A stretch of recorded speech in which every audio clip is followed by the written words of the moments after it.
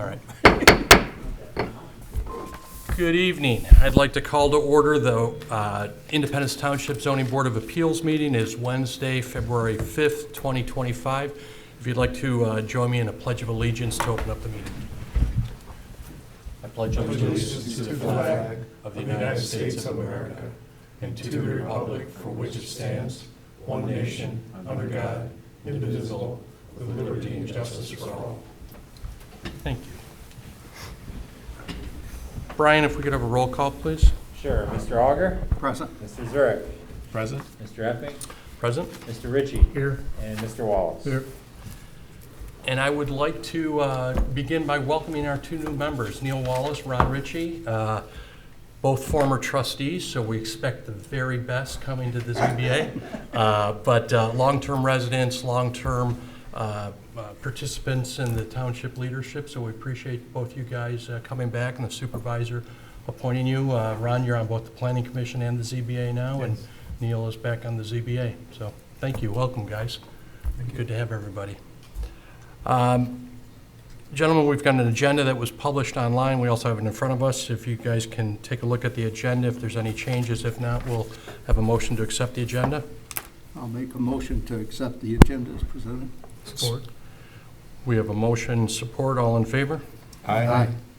We've got a different type of agenda tonight. We've got public comment, no unfinished business, and actually no new cases. So we're going to have Dick Carlisle from Carlisle Wortman is going to give us a training session, which will walk through really the ZBA, the functions, the process of it. And obviously this is broadcast for the TV.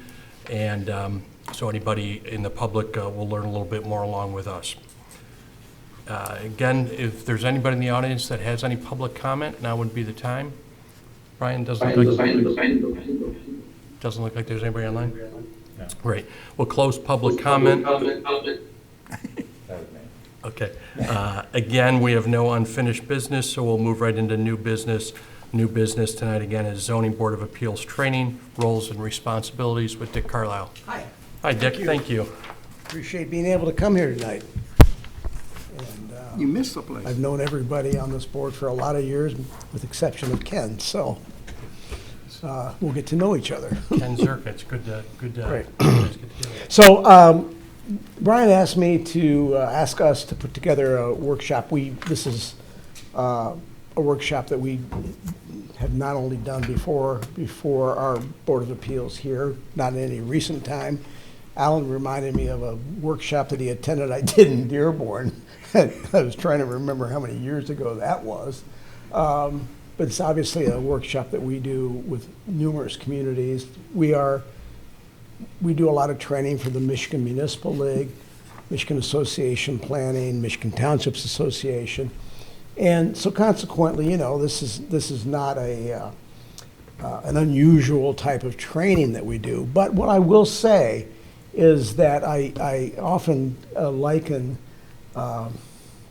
Zoning Board of Appeals in many communities to mushrooms. And you know what you do with mushrooms. You hide them in the basement and you know what you feed them. The problem is that Zoning Board of Appeals, unfortunately, don't get the kind of training that planning commissions and township boards and city councils get too much, because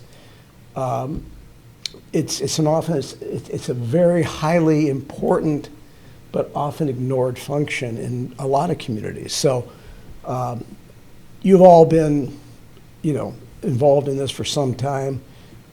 Neil and Ron, of course, have been involved in township government for many, many years, and so I think it's really great that we have this kind of board with this kind of experience representing the township. So tonight, what we're going to talk about are roles and responsibilities, some of the basics about the ZBA. I'm going to get down into some very specific things because I know you do have some unusual cases coming before you that I want to make sure that you're all aware of how they're different, and then how to be able to make effective decisions. Go ahead, Brad. Okay, so this is all a big plan in government regarding land use decisions. You're part of a three-part group of decision makers that starts with the legislative body, which passes the laws, and you have a planning commission that helps administer the laws, and then you're the body that's semi-judicial from the standpoint is that you hear any type of adjudication of that law, any type of appeal from that law that deals with very important land use decisions in the community. And as you know, being in the township with the land resources that we have here, there's a lot of land use decisions that occur. And so consequently, you know, a lot of this stuff filters down ultimately to you for things like variances, appeals, and interpretations, and I'll speak about all of those in general. However, it is the legislative body that passes that law. It is, you know, it is the planning commission that advises the township board in regarding the laws to pass regarding land use. And it is you who see the aftermath of all that, when the laws work and sometimes when they don't work. And so is it incumbent upon you as a Board of Appeals to filter back up with the planning commission and say, you know what, we're seeing a lot of appeals in this regard. Maybe you ought to think about whether that provision of the zoning ordinance is proper. So, excuse me, someone trying to join? No, I think the TV. Oh. Can we move on, Brian? Yeah. Okay. Maybe. And Dick, if it's okay with you, I should have said at the beginning, hopefully this is a conversation, so Yeah. as we have At any questions, time, please. feel free to interrupt me, okay? Okay, so you don't get your authority isn't just derived from the township. It is actually enabled by statute.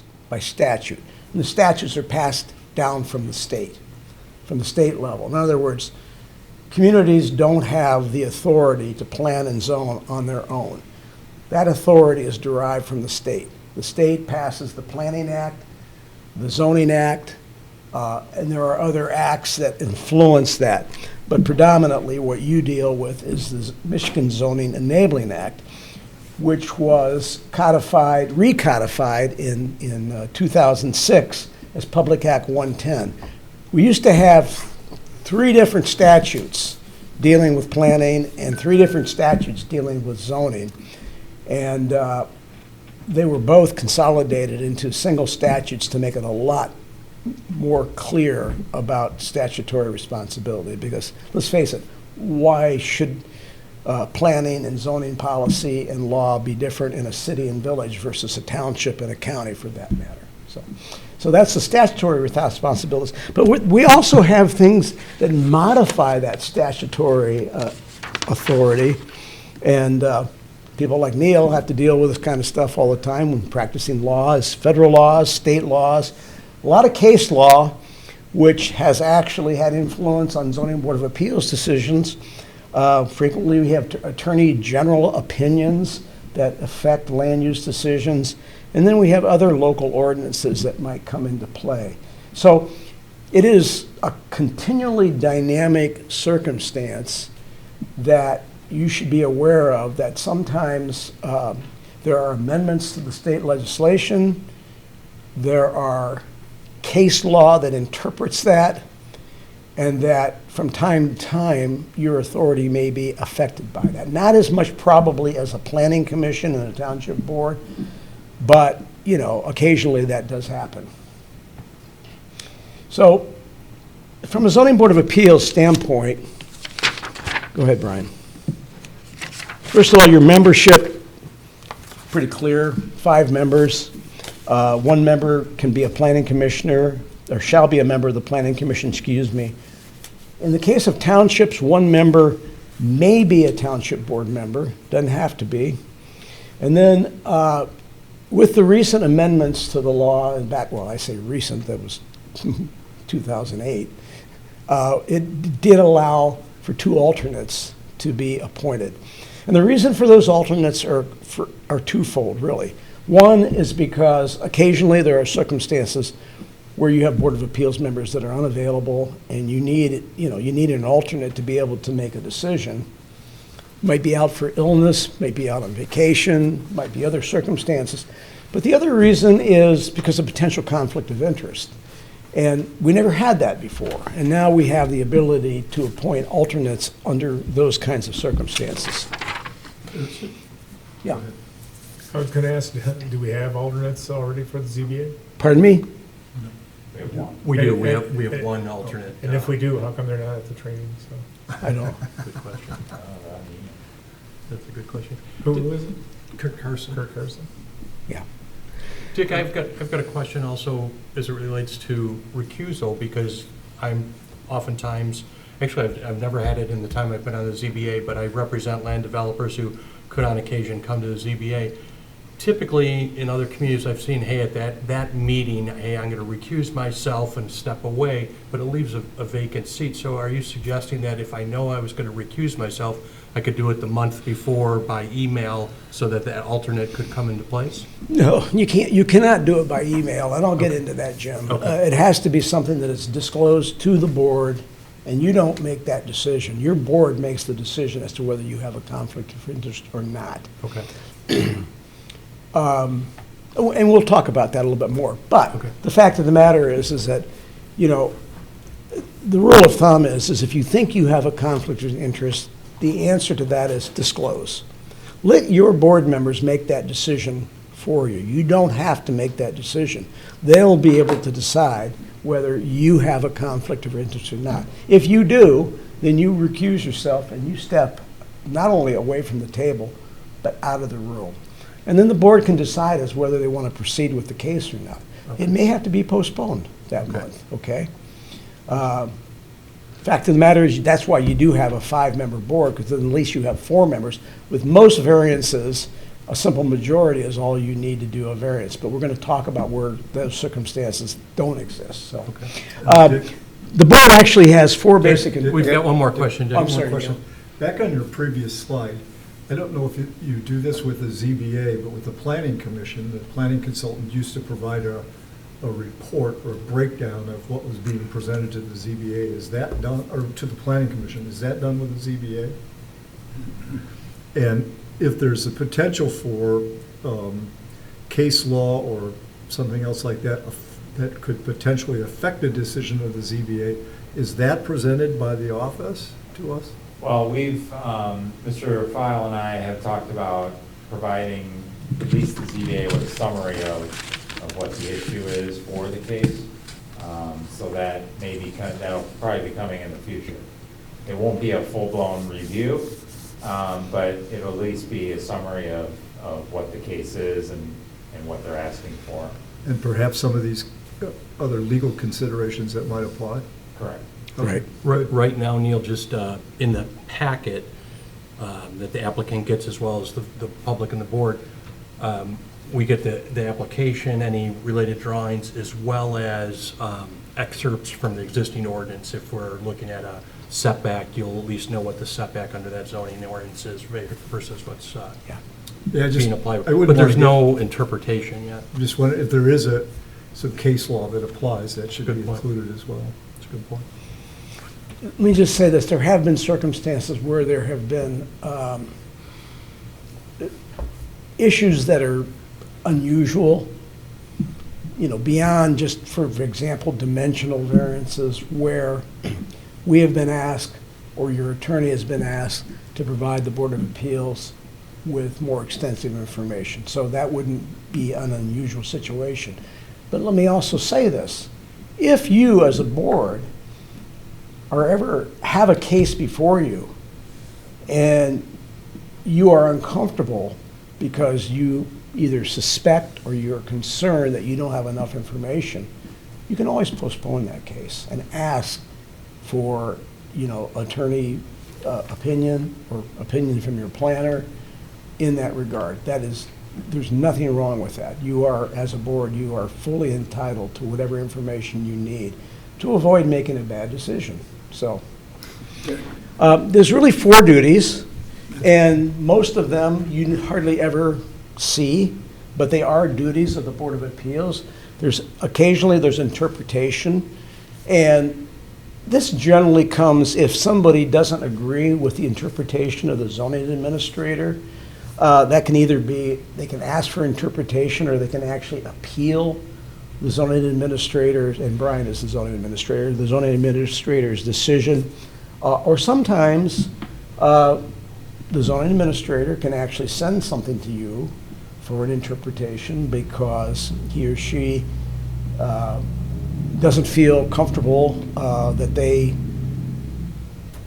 can make that particular interpretation in the ordinance. And so it's perfectly fine for that to be sent to the Board of Appeals. In fact, I advise zoning administrators, look, if you have doubts in your mind about it, send it to your Board of Appeals. This is why you're here. You're here to be able to interpret the ordinance and provide advice. So that's one of the particular areas. And this hasn't happened a lot in this township, but when there are substitutions or changes in non-conforming uses, sometimes that comes before the Board of Appeals to make a decision as to whether this particular use that is non-conforming, that is being substituted for a non-conforming use, makes it less conforming. Neil, I'm sure you remember the case of remember, was it Harvey's Restaurant on Dixie Highway? That was one of those circumstances where the applicant was requesting a substitution of one non-conforming use for the other. And that occasionally comes to the Board of Appeals, but not that often. Appeal of administrative decisions. This can be a decision that is made in any administrative process. So, for example, it could be a decision made by the zoning administrator that someone disagrees with. They can come to the Board of Appeals and appeal that administrative decision. Or it can be a decision made by the Planning Commission, which is an administrative decision. So let's say that the Planning Commission interprets a particular standard of a site plan approval that the applicant disagrees with. In other words, or somebody else who is an aggrieved party disagrees with and feels that they misinterpreted an ordinance provision. That is also something that can come before the Board of Appeals as an appeal of an administrative decision. Again, these kind of things don't happen very often. But in the case of all three of those, it's a simple majority that makes that decision, okay? 3 out of the 5 make that decision as to, was there an error made? Did the zoning administrator make a bad decision? Did the Planning Commission misinterpret the ordinance? Et cetera, et cetera, et cetera. I can't think of too many instances where this Is has it a actually majority happened. of those present or a majority of the board? The majority of the board, yeah. Okay. And then as far as variances, these are the things that you see the most. And by far, we'll get into this, dimensional variances are by far the most common. But we're also going to talk about use variances, which is a little different breed of cat. And, I'm sorry. Go ahead. Back up the slide there for me. So on the second bullet there, by nonconformities, you're talking about existing nonconforming Yeah. uses that people want to alter or expand? Correct. Okay, thank you. And just real briefly, I talked about this, but interpretations, you might be asked to interpret the text of the ordinance in terms of its meaning. You know, we try to define as many terms as we can in the zoning ordinance. But you know, a zoning ordinance, like all laws, is an imperfect tool. And sometimes a particular phrase or a particular word may be interpreted in more than one way. And sometimes these can come before the Board of Appeals to interpret what the text actually means. And then the zoning map. Again, normally we're able to resolve these issues, but sometimes there's a boundary issue because the zoning maps, again, came from imperfect mapping techniques in the past, and then as we've converted them over through GIS and other electronic means, sometimes there's zoning boundary issues that become a dispute. And again, that can come before the Board of Appeals if it's not something that can be administratively resolved. Appeals, as I said, these are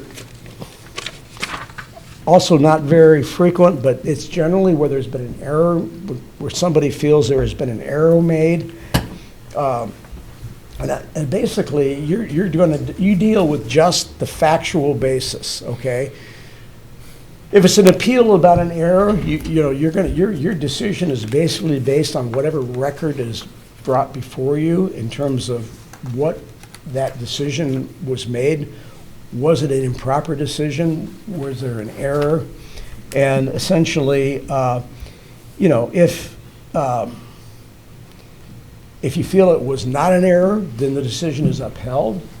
If you feel that if there was not an error, the decision is upheld. If you feel that there was an error, then you must find, what the proper decision should be. In that case, when you find there is an error being made, you are now substituting, your role is substituting for the person that made that decision in terms of making that proper decision. Again, I don't see this stuff happening that much, but this is why we have a Board of Appeals, to be able to be brought in when those kind of circumstances do occur. Excuse me, Dick, I agree, it seems like a rare thing, but in a situation like that, if there was a determination that an error was made in a previous decision by the board, does the board replace that decision? Yeah. Or does it send it back to whichever body and said, hey? You could do either. Okay. Yeah, you could actually do either. In other words, if it's a decision of the Planning Commission, you could remand it back to the Planning Commission for reconsideration. That would be a proper... Based on a new interpretation or something? Correct. Okay. Or you can substitute yourself, in that decision-making role. If there is, if you determine that it was a clear error made in the interpretation of the zoning ordinance. So either circumstance could be proper. Okay, thanks. Again, back to now nonconformities, Brian, next one slide. Again, doesn't happen very much, but in most of these cases, it's the ordinance is pretty clear about what constitutes a nonconformity. Where you have circumstances where frequently the Board of Appeals might be brought in is where you have a nonconforming structure that has been destroyed by a certain percentage. Now, the ordinance says, I think it's 50% of its value. Then it has to be brought back into conformity with the zoning ordinance requirements. That was that case, Neil, that I was referring No, to. it's real close to the case you had last month. That was a non-conforming There's a lot of, House. we see an awful lot of non-conforming in some of the southeast. older lake houses. Yeah. And this is very much of a fact-based determination. In other words, there's got to be evidence presented to you to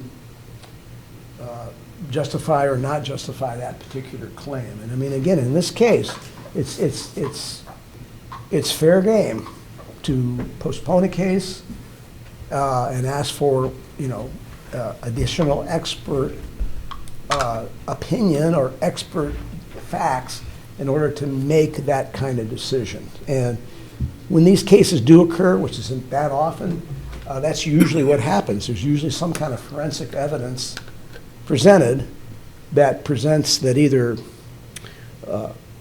fortifies the applicant's case or, in the other case, doesn't verify that. And we've had a couple of these in this township, but not very often.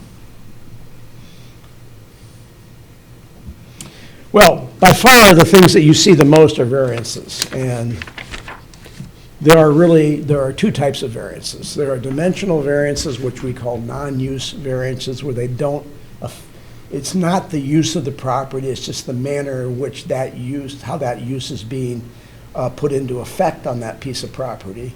And then you have use variances. By far, dimensional or non-use variances are the most common. And these are a setback issue, a height issue, a lot width, a lot size issue. You know what they are. You see them all the time.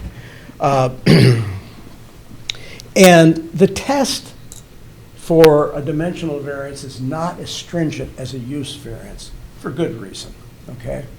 Dimensional variance is, and I'll tell you, you go back and you look at previous law and you look at how people describe things, the terminology gets mixed, gets tremendously mixed up. But in the case, the law now is very clear that from a dimensional variance standpoint, the applicant has to have a showing of practical difficulty. And I'll talk about that a little bit more detail. The standard for a use variance, by its nature and because of what it does, the standard is much higher. It must be a showing of hardship. In other words, there's unnecessary hardship that is being imposed upon that applicant as a result of the strict application of the zoning ordinance. And generally what hardship means is that they can't use the property in some fashion, okay? In any fashion, generally. And if it's some fashion, then that's probably not a showing of hardship. The reason the standards are different has been as a result of court interpretation. These standards have been passed down over the years, through case law.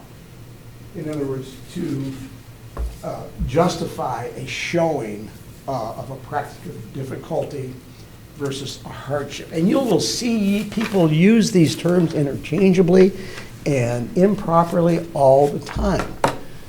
But from your standpoint, when a dimensional variance comes before you, the words hardship should never, pass your lips, nor the applicants, because all they have to show is a practical difficulty. And I'll talk about what that is.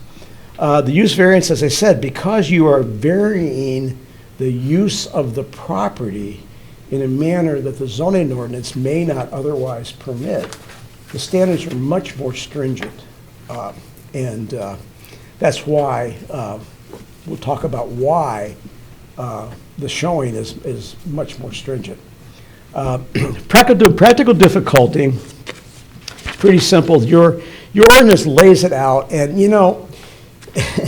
I always get presented with, well, what about this or what about that? And it is difficult, But a showing of practical difficulty is based on several circumstances that have all been passed down through case law over the years. Strict compliance with the ordinance would unreasonably prevent the owner from using the property. So, for example, they're looking for a dimensional variance and there's some physical aspect of the property. Could be a width dimension, it could be some other physical aspect of the property that if they were to be forced to comply with the ordinance, it would prevent them from reasonable use of the property. And these are the things that you see all the time. There are cases made where it seems to be, where the applicant may be unreasonably able to use the property, but then, as you know, there are many times where if they did this or they did that, it would not prevent them from using the property. But generally, it's where the ordinance provides some obstacle because of a physical aspect of their property that prevents them from using the property. This is the other one that is always a subject of debate. Granting of the variance would provide substantial justice to the applicant and other property owners. However, the Board of Appeals has the ability to determine whether a lesser variance may have the same effect.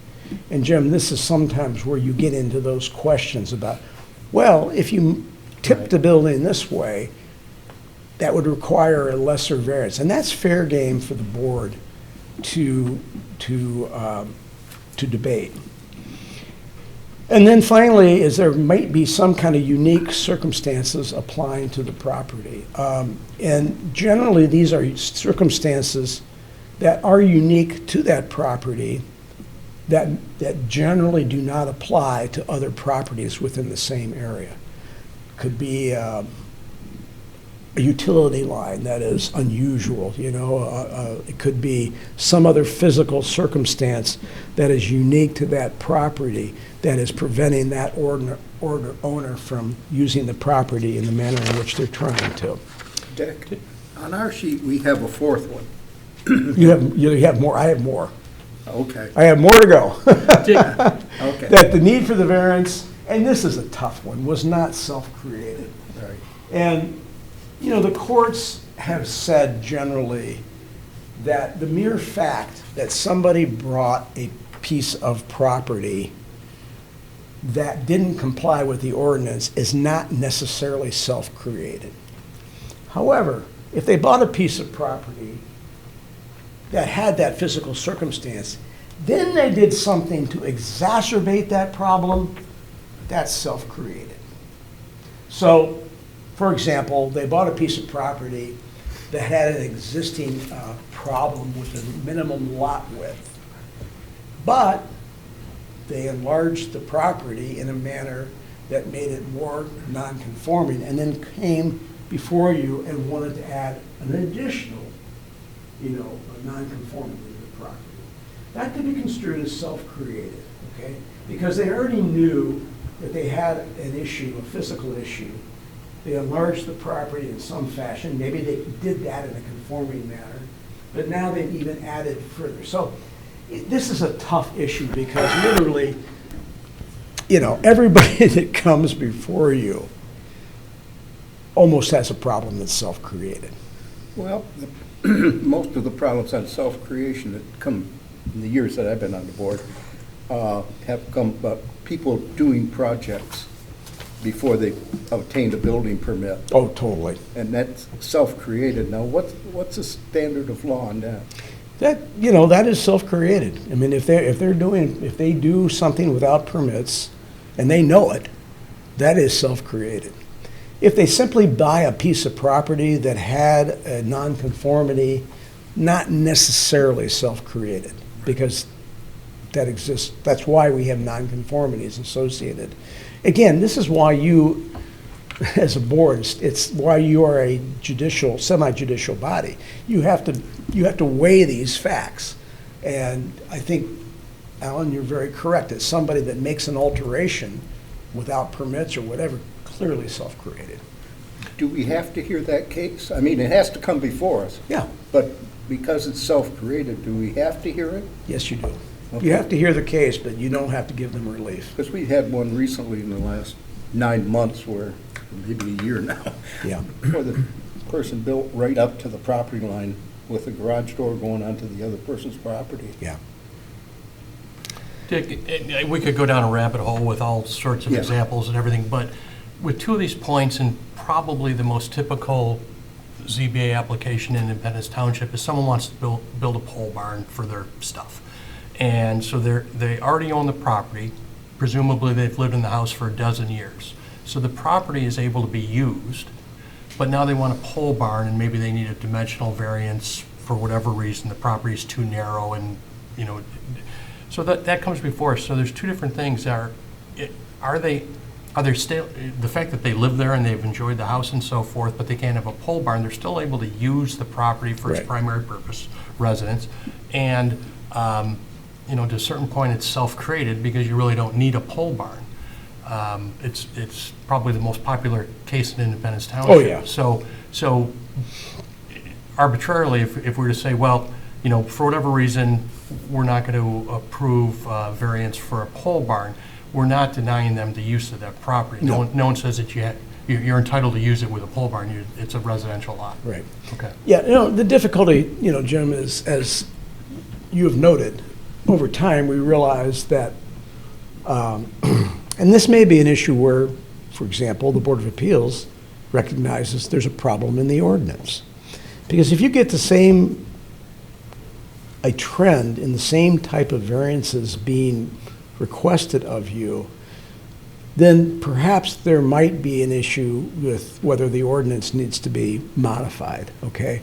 And we did that a number of years ago where we increased the size of accessory structures because, we have restrictions in the township in terms of outdoor storage Right. on RVs and toys and junk and everything else. And so, the expectation is that those things should be stored in an accessory building. But the same token, we found that our accessory building provisions were, unreasonable in terms of the size. So we modified that. That's not necessarily to say that the ordinance has to be changed, but again, if you're finding an excessive number of the same kind of things coming before you, you might want to suggest to the planning commission that this is a problem. Thank you. Practical difficulty will not adversely affect neighboring properties, and this is obviously the things that you hear them frequently when you're listening to the neighbors of applicants about, this particular, request might adversely affect my property. And this is, again, this is why you are appointed to this body as citizens of this community to make those kind of determinations. Similar circumstances in the area are not considered as grounds for relief. You're always going to hear, well, you did this for Joe and Mary down the road. Why won't you do it for me? Well, the fact of the matter is what happened with Joe and Mary may have been significantly different than what they did for you. And you're going to often hear that. So it has to be individualized to the property, and the mere fact that a similar variance has been granted in the area is not grounds for granting relief, unless the other tests are met. And the overall spirit of the ordinance is observed, and this is by far the most esoteric part of your job, is to be able to say, well, the drafters of this ordinance, and this is probably where Neil will be particularly useful because he been one of the drafters of many of these ordinances over 40 years, but the drafters of the ordinance intended this to occur in this particular zoning district, and this is either in conformity with that or not. And so that's what the whole idea of the spirit of the ordinance being observed. Use variances, quite a different breed of cat. Now, prior to 2006, when the Michigan Zoning Enabling Act was passed, when we were operating under the Township Rural Zoning Act, there was two schools of thought. There was a school of thought that townships had no authority to grant variances, use variances, and then you had a school of thought that you could grant a variance for anything, okay? Even townships could do that. The authority was always clear with cities and villages that they could grant use variances, but it wasn't clear in the law prior to the current Michigan Zoning Enabling Act. But because there had been townships, including this one, that had granted use variances in the past, the law was, the Michigan Zoning Enabling Act was clarified to basically say that if you had granted use variances in the past as a township, you could continue to grant use variances, but under these particular standards, okay? From my knowledge, at least in the 40 years I've been here, I think there's only been 2 use variances prior to this that have come before the township. So basically what a use variance is, it's a variance of use that is not otherwise permitted by the ordinance. And so, in other words, you're asking for a use in that zoning district that is not otherwise permitted in that zoning district, and consequently that constitutes a use variance. And because of that, that's why the standard of approval has to be more stringent than a dimensional variance, because you're basically asking for an amendment to the zoning ordinance, in essence, okay, by a use variance. And the standard is a higher standard in the fact that it must be based on the evidence of substantial hardship, which is the burden of proof on the applicant. Let's go on, Brian. Our ordinance has standards in it, and it's very clear. Property in question cannot be reasonably used for a purpose allowed in that zoning district. So you have to make a determination that if you're being asked for a use variance, that property cannot be used for any other use in that zoning district in which it lies, okay? It's a pretty tough test. We have some commercial buildings that date back to the 40s, 50s, maybe 60s, before a lot of the new ordinances and your R20s and stuff come along. They're in residential areas. They're Right. corner lots on major highways. That'd be coming under the same type of restriction? Well, whether it comes under, it may be a nonconformity. It may have the protection of nonconformity. So that may be a different circumstance. It may have protected, if it's been in continuous use, I can think of one right now, right down on Sashable Road, down at the very southern end of the township, that could have been under continuous use in a non-residential manner. They have the protection of being a non-conforming use if they don't discontinue. This is different. This is where something that does not exist on that property and somebody wants to propose something to exist on that property that doesn't conform with the zoning district in which that property is located.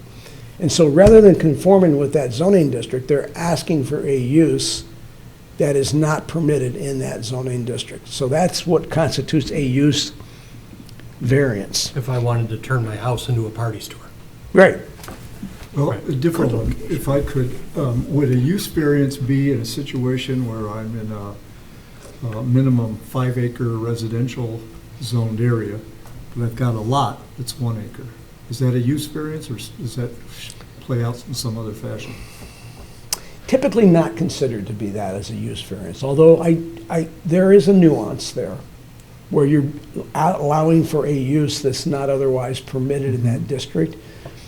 But generally, I would say that those matters have been interpreted more as in dimensional variances because you don't meet the use is permitted.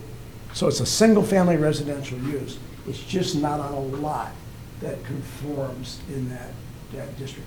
But, Neil, to be perfectly honest with you, there could be interpretations of that being a use variance, yes. So again, judgment call on the part of the Board of Appeals. But I'm going to say that would be yet less typical than some of the situations that I'm going to talk about.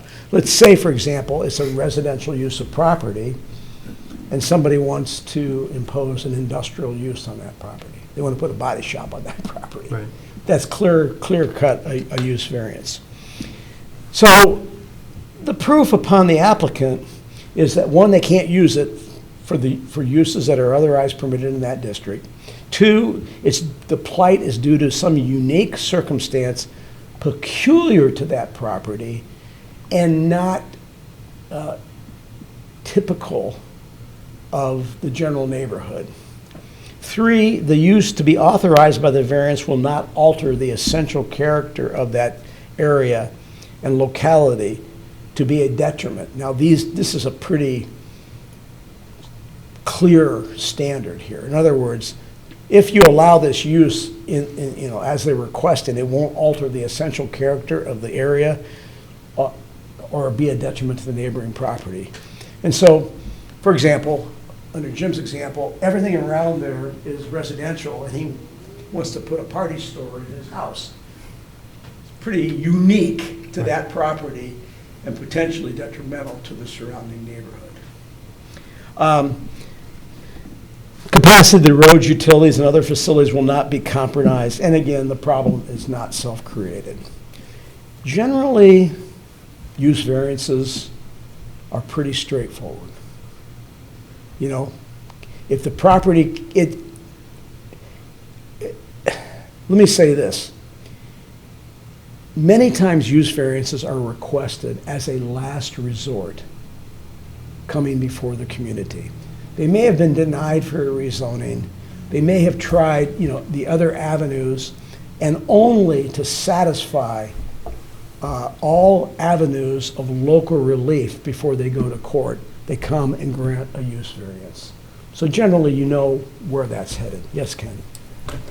You can cut this short if I'm getting off topic, but how is this going to be relating to the state maybe dictating solar farms or windmills or gravel yards? Do they have to change the fundamental law so they can get into our rights here, or? They already have. They have, yeah, that's what I thought. They already have in many cases where they've exempted certain aspects of local authority, yes. Yeah. I mean, not completely exempted it, but limited that authority in many respects. And as you go through the Zoning Enabling Act, there's a number of areas, categories of use where the state has decided that the need that is satisfied at a state level supersedes the authority of local government to regulate that. Oil and gas is a good example. You mentioned another one, sand and gravel, another one. Not completely limitation on local authority, but some constraints on your authority. So, yes. So Dick, before Ken's point, as you were presenting use variance, I just kept thinking, why don't they just go in for rezoning? So your point that maybe they've already tried rezoning or other things, if they're trying to change the use of a property, typically you'd think of rezoning, but I understand if they're trying to exhaust their remedies before they go to court.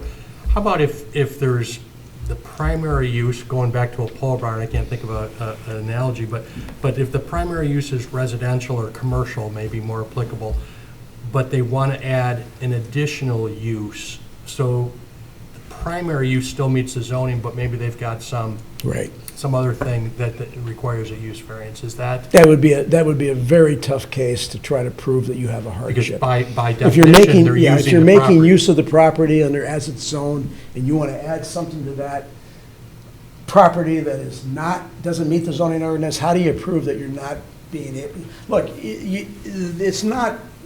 You don't have to worry about whether it's the most profitable use of the property. That's not your job. You don't have to worry about profitability. Do you have to worry about reasonableness or reasonable use of the property, or is it somebody being completely denied use of the property? Yes, you do. But you don't have any obligation to guarantee somebody the most profitable use of their property. Right. So just because they want to add something that makes their property more profitable is not a grounds for a use variance. There's no hardship there. Maybe just mine. So, I'm often asked this, what's the role of the ZBA, basically? Well, it is really to uphold the requirements of the zoning ordinance, except when there are unusual circumstances that deprive somebody of some fundamental property right for which they need relief. And that's your role, is to determine whether relief is appropriate or not. It's not your job to help somebody find a way around the ordinance.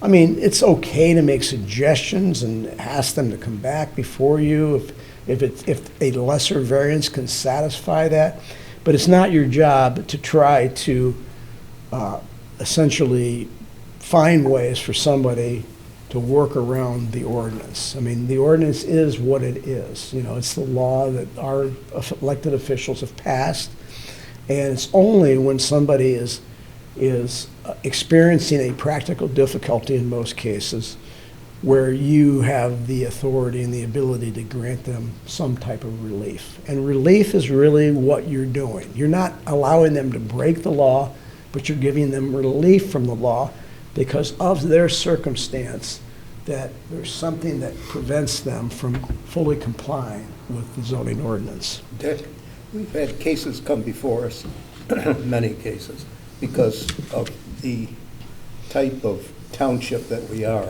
This was a recreational township back beginning of the 1900s. Sure. With the lakes. We have had people come before us requesting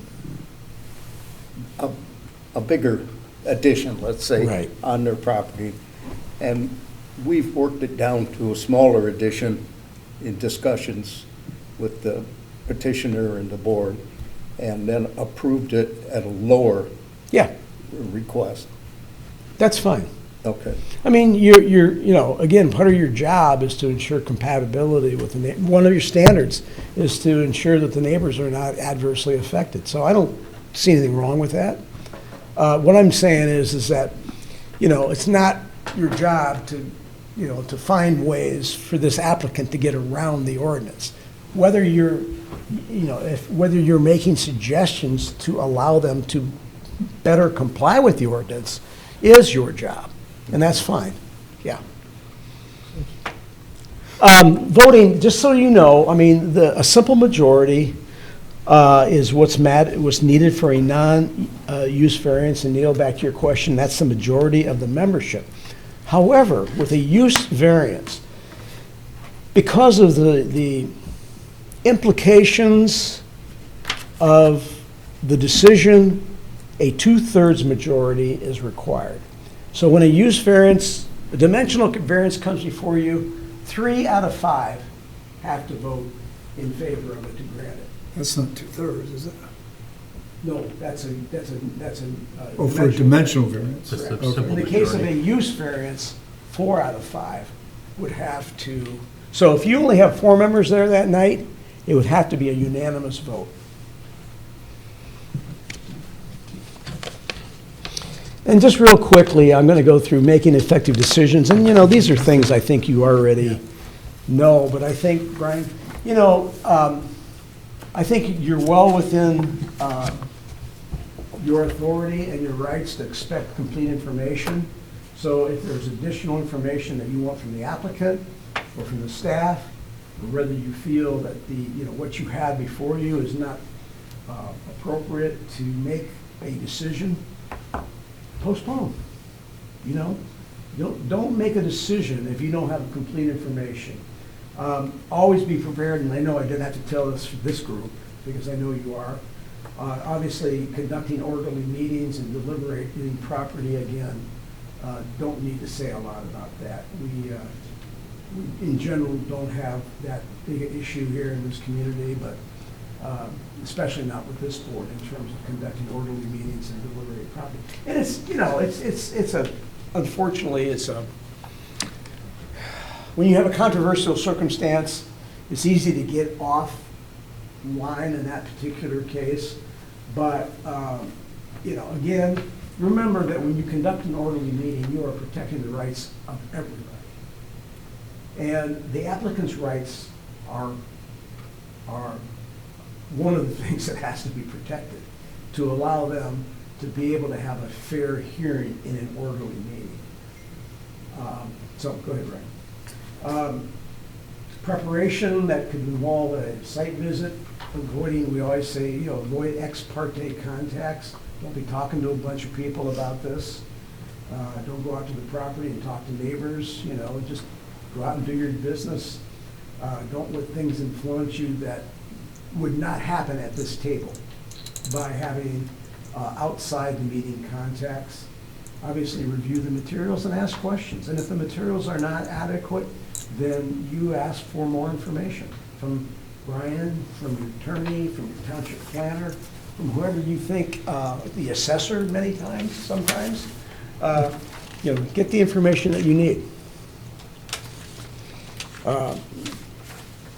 Always keep an orderly meeting, stay on subject.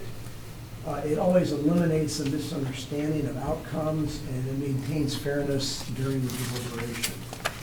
I just simply cannot emphasize the benefit of orderly meetings for you as a decision maker, for the public, even though sometimes there's reason for a lack of orderly meeting, but also from the applicant, because one of the things that you are building is a record.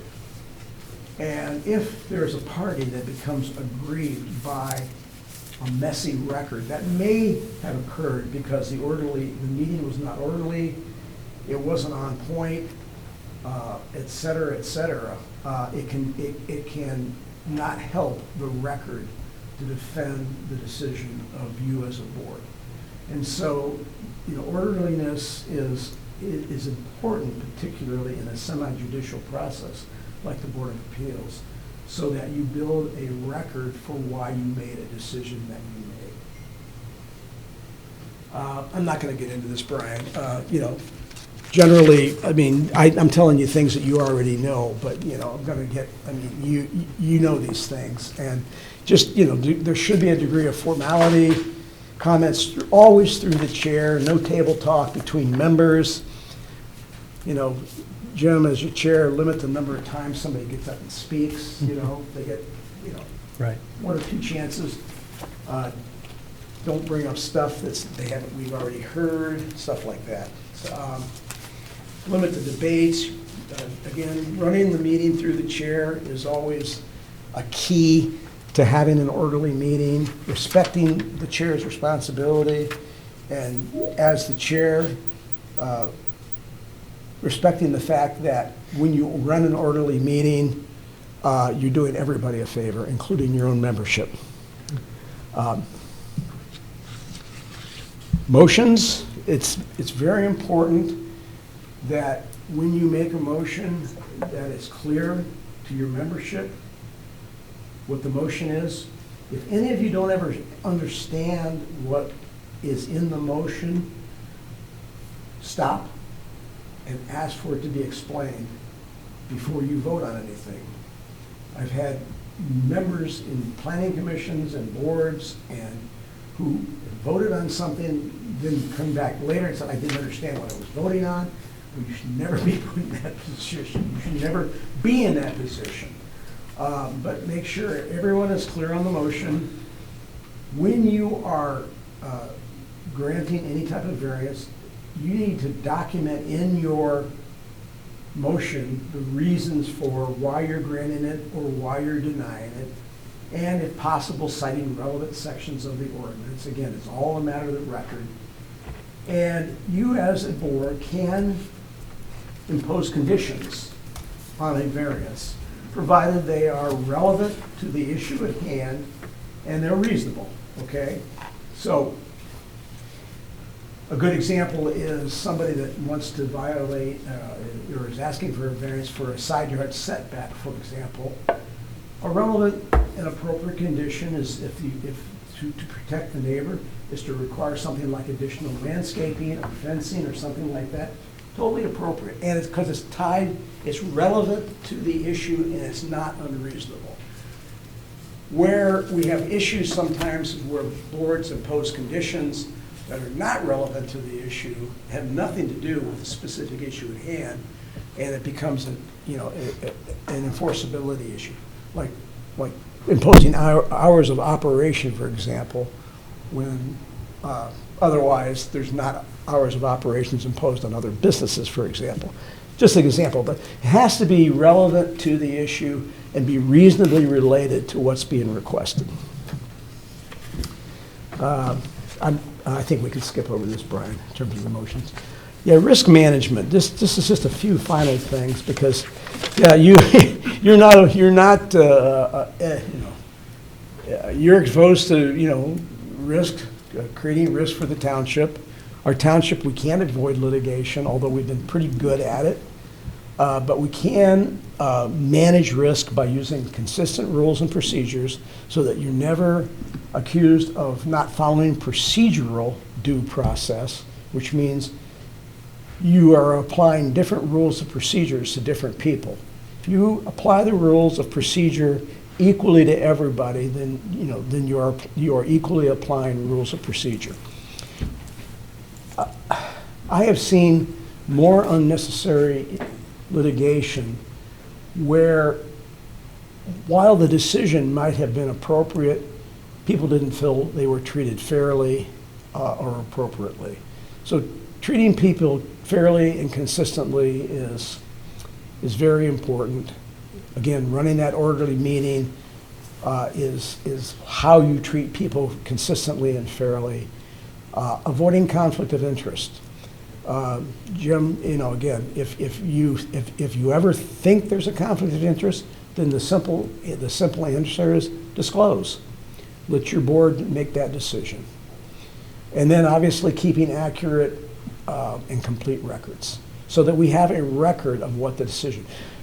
a lot of litigation occurs because there is, the record's not clear.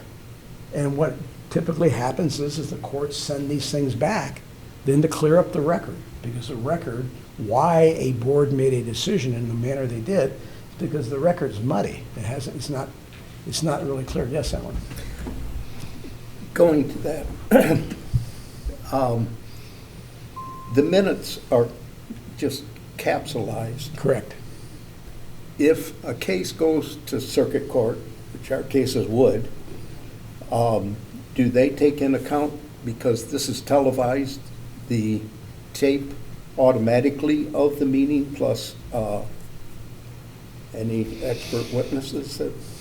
Yeah, well, definitely, whatever evidence, whatever written evidence is presented, absolutely. Whether, Brian, you probably have been involved in more enforcement stuff to see whether they take a look at any, recorded minutes or not. But the real key thing is in your motions, to have your motions be real clear and relate to, the specific standards that you're enforcing.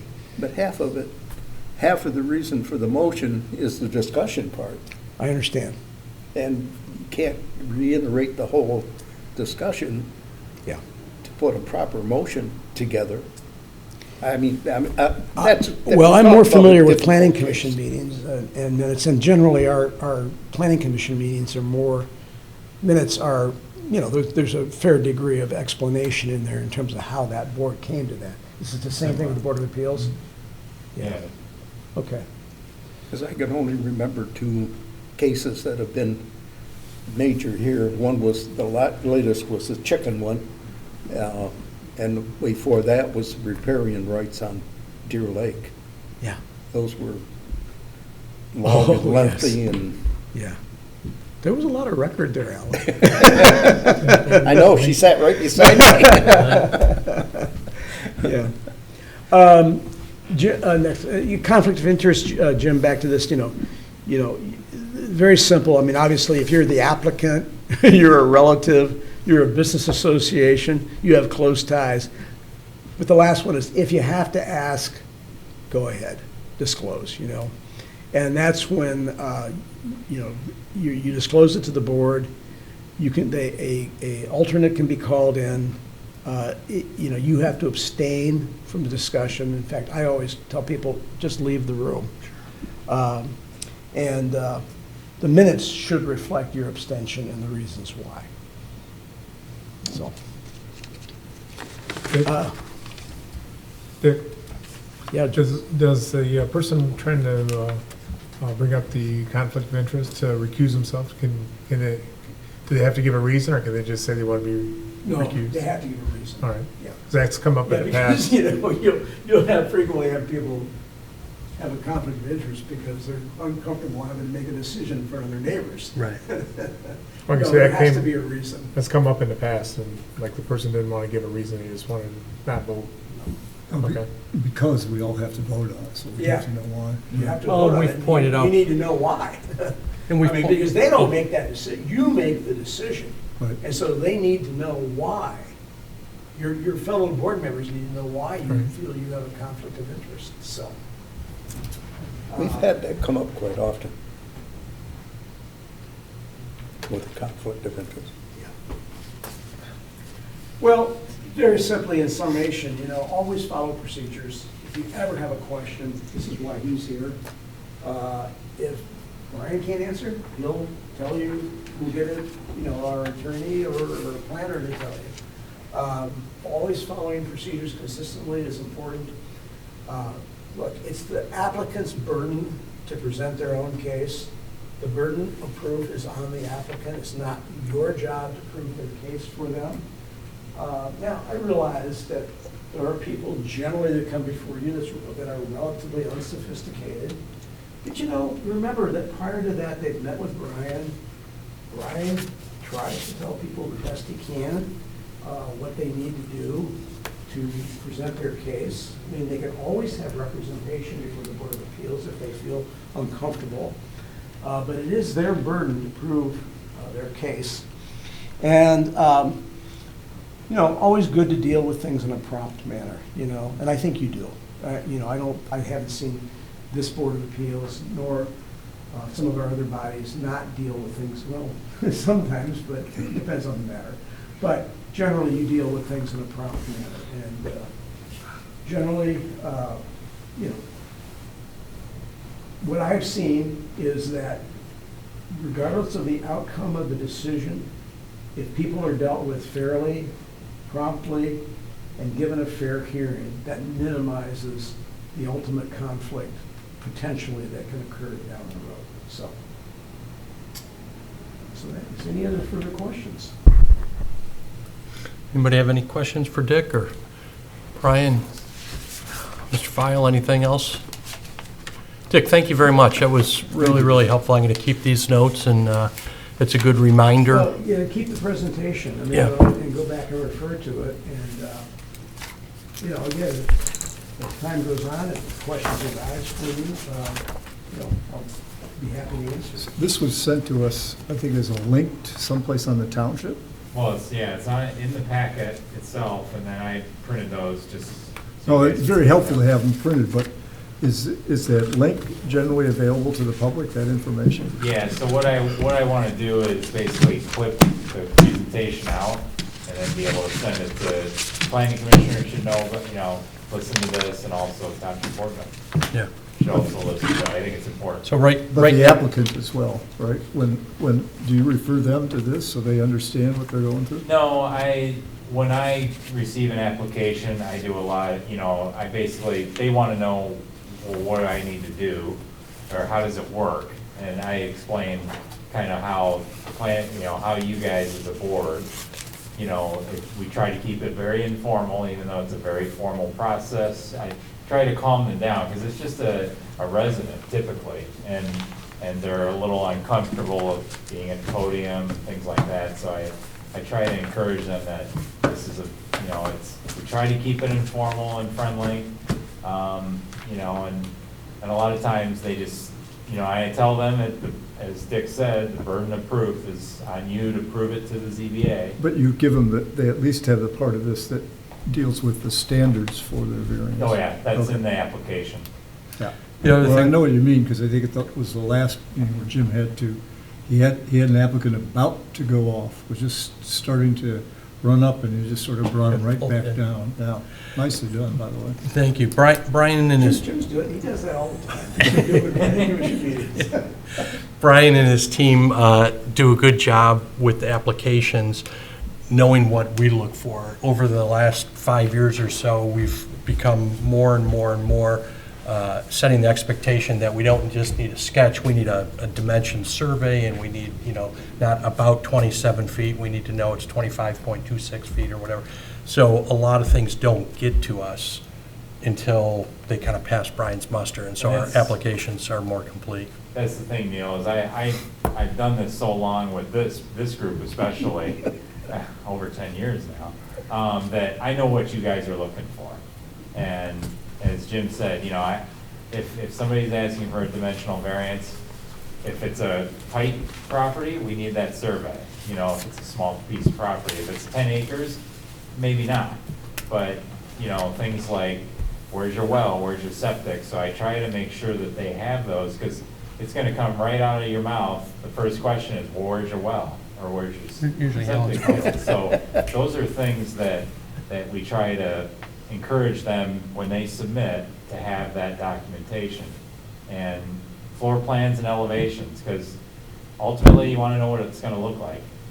Because I've heard that many times when somebody comes with just a survey. Well, what's this addition going to look like?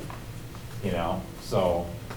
We send very few, we postpone very few applications because of lack of evidence. And we do, because of the elevations and the architecture and everything, we are able to get them to commit, hey, is it actually going to look like this?